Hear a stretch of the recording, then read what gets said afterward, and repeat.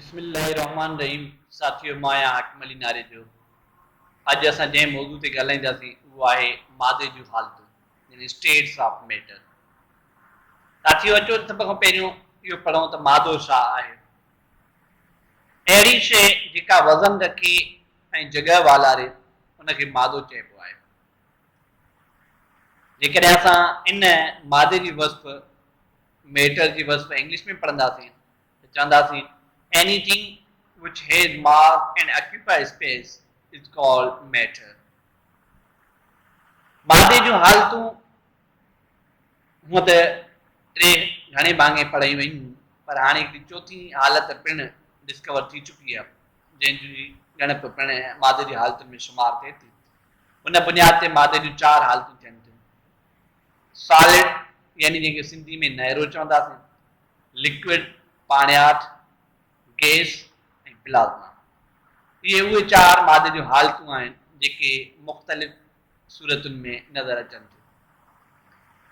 मादे जी हालतुनि जूं मुख़्तलिफ़ शयुनि में बीहक जे लिहाज़ सां हुजणु टिनि उसूलनि ते मुश्तमिल हूंदो आहे, जंहिंमें हिकिड़ो उसूल हूंदो आहे त नलनि ज़रड़नि जी बीहक कहिड़ी आहे, ॿियो नलनि ज़रड़नि जे विच में तवानाई केतिरी आहे, ऐं टियों नलनि ज़रड़नि जे विच में मुफ़ाफ़िलो केतिरो आहे। इन टिनि बुनियादनि ते मादे जी हालतुनि में फ़र्क़ु नज़र अचे थो। हाणे अचो त मादे जी हरकतुनि वारो नज़रियो छा आहे उन जे बारे में पढ़ूं। जीअं त असांखे ख़बर आहे त मादो नलनि ज़रड़नि जो ठहियलु हूंदो आहे, जिन जे विच में हमेशह हरकत यानी चुरपुर हूंदी आहे। इहा जेका मादे जे मालिक्यूल जे विच में उन्हनि जे ज़रड़नि जे विच में जेका हरकत ऐं चुरपुर हर टाइम ते रहे थी, इनखे असां मादे जी हरकत वारो नज़रियो चऊं था। हाणे अचो त मादे जे हालतुनि जे बारे में पढ़ूं। सभ खां पहिरियों जेका मादे जी हालत आहे उहा आहे नहरा जिस्म, यानी सॉलिड।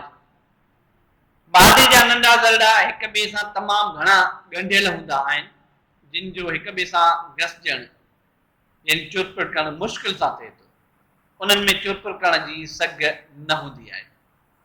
साथियों, तव्हां हिन शिकिल में गौर सां ॾिसो त ही सॉलिड जी हिकिड़ी पिक्चर आहे ऐं हिन में एनिमेशन नंढो पिक्चर रखियो वियो आहे, थीम रखियो वियो आहे।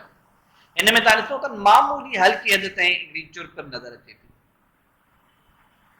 इन जे करे इन्हनि जे विच में यानी जेके नहरा जिस्म हूंदा आहिनि उन्हनि में सिर्फ़ु न जे बराबरि हरकत यानी चुरपुर मौजूदु हूंदी आहे, यानी जेके असां चऊं था त उहा न जे बराबरि चुरपुर या मूवमेंट रहे थी। नहरे जिस्म जो तब्दील न थींदड़ मिक़दार हूंदो आहे ऐं तब्दील न थींदड़ शिकिल हूंदी आहे, यानी इन जो डेफिनेट शेप हूंदो आहे ऐं डेफिनेट वॉल्यूम हूंदो आहे, न तब्दील थींदड़ मिक़दार ऐं न तब्दील थींदड़ शिकिल। नहरे जिस्म खे जॾहिं गर्मी अप्लाई कयूं था त उहो थोरो रिझे थो पियो ऐं उहो वरी पाणियाठ जिस्म में तब्दील थी वेंदो। हाणे अचो त पाणियाठ यानी लिक्विड जिस्म जेके आहिनि उन्हनि जे बारे में पढ़ूं। पाणियाठ जिस्म जा ज़रड़ा नहरे जिस्म जे मुक़ाबले में थोरा हिक ॿिए खां परे हूंदा आहिनि, उन्हनि जे विच में थोरो मुफ़ाफ़िलो हूंदो आहे। पाणियाठ जिस्म जे ज़रड़नि जी तादाद न बदिलजंदड़ हूंदी आहे, पर उन जी शिकिल में तब्दीली अची सघे थी। तव्हां जेके नोट कंदव त जेके बि लिक्विड हूंदा आहिनि, लिक्विड जी जेका क्वांटिटी हुजे, वॉल्यूम जेको हुजे, उन में त कोई फ़र्क़ु नथो अचे, पर उनखे जंहिं बॉक्स जे अंदरि या जंहिं बर्तन जे अंदरि या जंहिं जॻह ते तव्हां रखंदव उन जे बुनियाद उन जे शिकिल में तब्दीली ईंदी रहंदी आहे। हाणे अचो त गैस जे बारे में पढ़ो।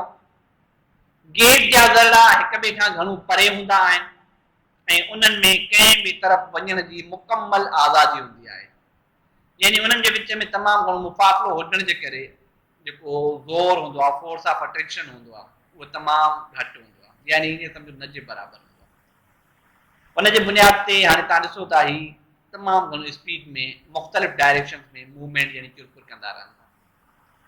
गैस जे ज़रड़नि जी बदिलजंदड़ शिकिल ऐं बदिलजंदड़ मिक़दार हूंदी आहे, यानी उहे जंहिं जॻह ते हूंदा आहिनि त हिकु जॻह ते उहे नथा रही सघनि, छो त उन्हनि जे विच में उहा तवानाई न हूंदी आहे जेका उन्हनि खे अट्रैक्ट करे मालिक्यूल खे पाण में ॻंढे या हिकु जॻह ते रहण में मजबूर करे।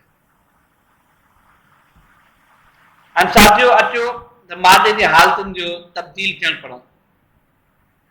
चए थो गर्मी नहरे जिस्म में वञे उनखे रिझाए थी, यानी जॾहिं बि के सॉलिड यानी नहरे जिस्म जा तव्हां मॉलिक्यूल खणंदो या काई शइ अहिड़ी खणंदो, अहिड़ो मैटर खणंदो जेको सॉलिड शेप में हुजे ऐं उनखे गर्मी ॾींदो त उहो रिझणु शुरू कंदो ऐं उहो रिझी करे नहरे जिस्म जो जेको बि मॉलिक्यूल या जेको बि मादो हूंदो उहो पाणियाठ में तब्दील थियणु शुरू थी वेंदो। ऐं साॻे तरह सां जेकॾहिं उन कंहिं बि पाणियाठ वारे जिस्म मां यानी उन मां जंहिंमें तव्हां गरमाइश यानी हीट तव्हां दाख़िल कई उन मां जेकॾहिं उहा ई गरमाइश या हीट ॿाहिरि कढी छॾींदव त गर्मी पाणियाठ मां निकिरी उनखे ॼमाए थी, माना इन सां ॼमण जो अमल स्टार्ट थी वेंदो। जेकॾहिं गर्मी कंहिं बि मादे जी हालत मां ख़ारिज थी वेंदी त उहा ॼमणु शुरू कंदी ऐं गर्मी जेकॾहिं कंहिं बि मादे जी शइ में दाख़िल थींदी त उहा हुनखे रिझणु शुरू कंदी। साथियो तव्हां गौर कयो छा थींदो जेकॾहिं तव्हां गर्मी पद 1000 खां 1 अरब डिग्री सेंटीग्रेड खां वधाए छॾींदव त।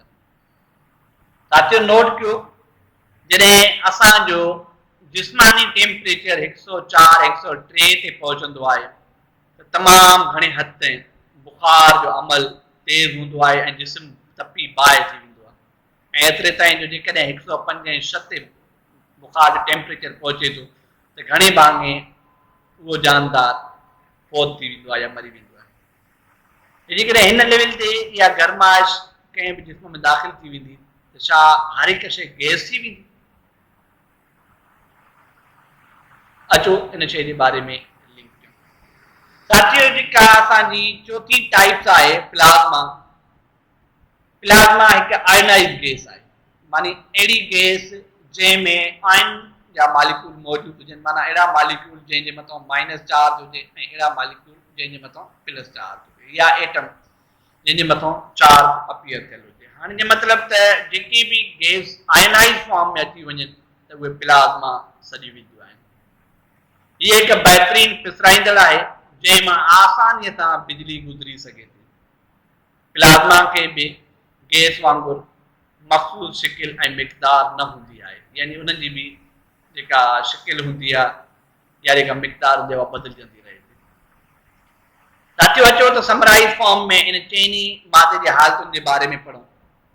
नहरो मादो तमामु मज़बूत ऐं ॻंढियल हूंदो आहे जेको हल्की न जहिड़ी हरकत करे थो पर हिकु जॻह खां ॿी जॻह ताईं नथा वञी सघनि। पाणियाठ मादो ही हिक ॿिए सां जुड़ियल हूंदा आहिनि, हुननि जे विच में हल्की जॻह हूंदी आहे, उन करे ही चुरपुर करे जॻह तब्दील करे सघनि था। गैस जो मादो ही हिक ॿिए खां परे हूंदा आहिनि ऐं मुकमल आज़ादी सां हिकु जॻह खां ॿी जॻह ताईं वञी सघनि था। ऐं प्लाज़्मा ही इलेक्ट्रॉन चार्ज जी ठहियल हूंदी आहे, हिन जो गैस वांगुरु को बि मिक़दार ऐं काई बि शिकिल न हूंदी आहे। यानी जेको नहरो जिस्म हूंदो आहे उहो तमामु घणो गतियल हूंदो आहे, उन जा मॉलिक्यूल हिक ॿिए जे तमामु घणा क्लोज़ हूंदा आहिनि ऐं उन्हनि जे विच में न जे बराबरि स्पेस हूंदो आहे। ऐं पाणियाठ जिस्म जे विच में मॉलिक्यूल हिक ॿिए खां थोरा परे हूंदा आहिनि ऐं उन्हनि जे विच में फोर्स ऑफ अट्रैक्शन बिनिस्बत नहरे जिस्म जे घटि हूंदो आहे ऐं इन ई वजह जे करे उहे हिकु जॻह खां ॿी जॻह ते नॉर्मली हथ मूव करे सघनि था। गैस जा मॉलिक्यूल हिक ॿिए खां तमामु घणा परे हूंदा आहिनि ऐं उन्हनि जे विच में फोर्स ऑफ अट्रैक्शन न जे बराबरि हूंदो आहे, मतिलबु त जेका कशिश हूंदी आहे उहा न हूंदी आहे, इन ई वजह जे करे हू मुख़्तलिफ़ डायरेक्शन में आसानी सां मूव करे सघनि था। ऐं प्लाज़्मा जा मॉलिक्यूल उन में आयनिक फॉर्म जा कंपोनेंट हूंदा आहिनि, मतिलबु माइनस चार्ज वारा या प्लस चार्ज वारा के इन के एटम या मॉलिक्यूल मौजूद हूंदा आहिनि। साथियो अचो त कुझु अहिड़ियुनि जायुनि जा मिसाल पढ़ो जंहिंमें प्लाज़्मा मौजूद हूंदी आहे। बाहि हिकु अहिड़ो मिसाल आहे जंहिंमें प्लाज़्मा मौजूद आहे।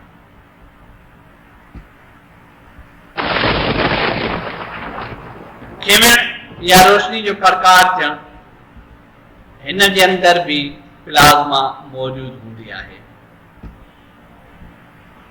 जुड़ाली रोशनी इन जे अंदर भी प्लाज़्मा जी मक़दार मौजूदु हूंदी आहे।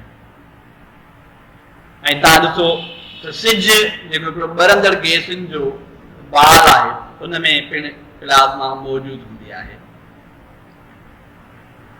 या अक्सर करे तव्हां जॾहिं कंहिं अहिड़ी ज़मीन ते घुमण विया हुजो जिते सिम ऐं कलर जो पाणी बीठल हुजे ऐं उन जे अंदरि जेको मुख़्तलिफ़ रंगनि में तब्दील थींदड़ पाणीअ जो वहिकिरो हूंदो आहे या जेको पाणी बीठल हूंदो आहे उन में बि प्लाज़्मा मौजूदु हूंदी आहे जंहिंखे असां थधी प्लाज़्मा चऊं था।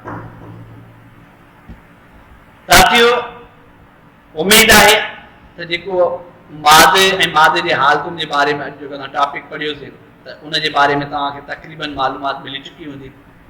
इंशाअल्लाह नेक्स्ट टाइम नेक्स्ट मौज़ू सां गॾु तव्हांजे साम्हूं पेश थींदासीं। तेसिताईं अल्लाह हाफ़िज़।